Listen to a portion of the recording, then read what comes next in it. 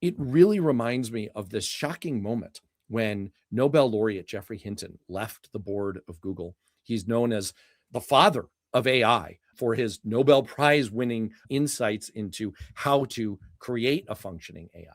And he left because he was concerned about the future dangers of artificial intelligence.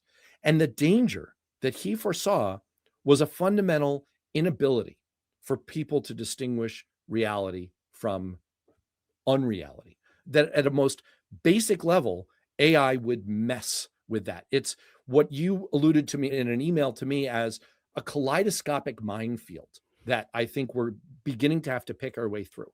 Now, I know this is a very highfalutin, not particularly substantial observation, but more than the campaign mechanics, like our young campaign staffers using AI to draft their tweets, like, all right, big whoop. Our voters having to wade through some challenges of misinformation, fake information, biased information. Yes, but that's not entirely new.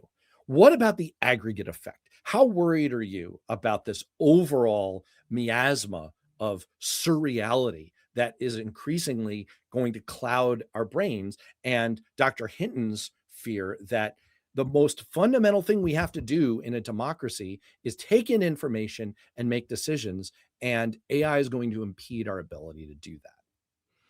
So I am worried, but I always have a slice of optimism when I think about this stuff because I'm like, otherwise feel curled up in a corner and never being able to function and think.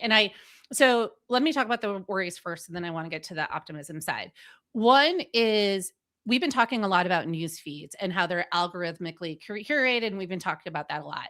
If you listen to Mark Zuckerberg on earnings calls, and I think the tech earnings calls are where everyone should be paying attention because they tell you the roadmap they're on. And Mark Zuckerberg talks about a future where your newsfeed is no longer curated for you, meaning that you're being shown content that other people are making that you might be interested to being created for you. And by that, AI creating content custom to you based upon your likes and interests. They don't need creators. They don't need influencers. They don't need brands. They don't need any of that. It's AI doing that for you. I worry about that putting us into even more of our own siloed worlds. And I think that's another aspect of the AI part that hasn't come to fruition yet, but I'm keeping an eye on because it's clearly something that at least Facebook and others are starting to think about. I do think that, oh, go ahead. No, please. Oh, it looked like you were going to say something. I was, but no, but go on. I was about to topic shift slightly, but Okay. please finish. Let me just finish and then we can totally do Yeah, that. yeah. So that is, I do get worried about that. I get worried about this time period where we are still trying to figure all of this out. And there's a lot of education that needs to happen. And there's a big gap, not just between where Silicon Valley is and where DC is, but where normal people are. I was talking to my parents, my nephews who are high school. Everyone's in a little bit of a different stage of using AI and how they think about AI. And we have to remember that because I oftentimes try to remind folks at the tech companies that we need to bring people along a lot more. But when you have this time period where people are getting educated, it's just a lot of opportunity to mess with people and people just don't know what to believe. And then it makes people prey on that fear around all of that that's happening. Let me get to the positive though, and I talk about this at the end of Please. my book, is that we all still have agency. We all still have agency in terms of which sites we go on. We can remember that the algorithm in the news feed goes off of what are we spending time watching? What are we clicking?